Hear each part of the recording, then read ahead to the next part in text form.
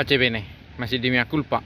Ketika melintas dari piazza ini, San Pietro, saya terpikir akan satu keanehan dalam gereja kita, di gereja Katolik. Makin taat pada yang buatan manusia, tetapi menolak setia pada yang diminta oleh Yesus sendiri. Apa itu?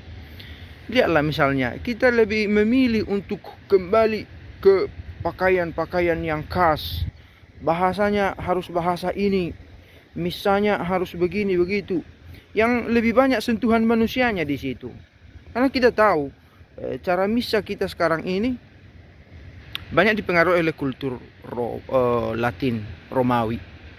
Nah, di sisi lain menolak untuk lebih mendengarkan kata-kata pausnya yang bila dirunut lebih jauh ke belakang, mendapat mandat dari Yesus sendiri kepada Petrus. Petrus memiliki penerus dalam perjalanan panjang sejarah. Oke, ada dinamika estafet kepemimpinan, tetapi kita yakini paus yang kita miliki ini adalah pengganti Petrus. Dan eksistensi Petrus di gereja, perannya, tugasnya adalah buah dari mandat dari Yesus sendiri, begitu ya. Jadi di mana anehnya? Makin menyuarakan kesetiaan pada buatan tangan manusia yang lebih banyak sentuhan manusianya, dan makin meninggalkan apa yang dimandatkan oleh Yesus sendiri. Mulai menyuarakan ketidakpercayaan, ketidakyakinan pada keputusan-keputusan paus.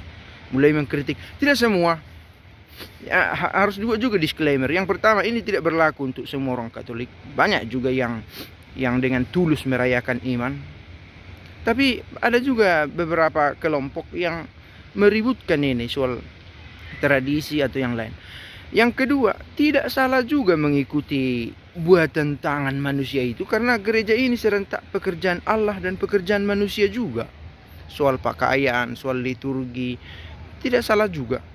Tetapi bila itu dijadikan sebagai alasan untuk semakin tidak mempercayai pimpinan atau mendiskreditkan, menjadi tidak percaya, menganggap tidak meyakinkan setiap ajaran atau arahan dari pimpinan, tidak bisa juga dibenarkan itu.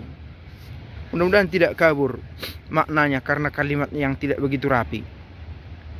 Kalau mau setia pada gereja, pertama-tama itu pada semangatnya. Apa yang mau dibawa? Kan begitu ya. Bukan terutama, penting itu, tetapi bukan terutama menyangkut hal-hal atributifnya. Begitu ya, menurut saya. Dan saya pikir pesan mendasarnya adalah yang paling mahal dalam gereja ini adalah ketaatannya sendiri.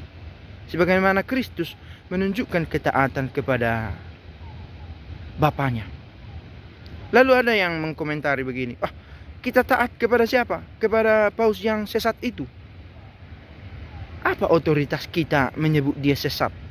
Tolak ukur mana yang kita pakai? Magisterium mana yang kita sandingkan kepada kepemimpinannya?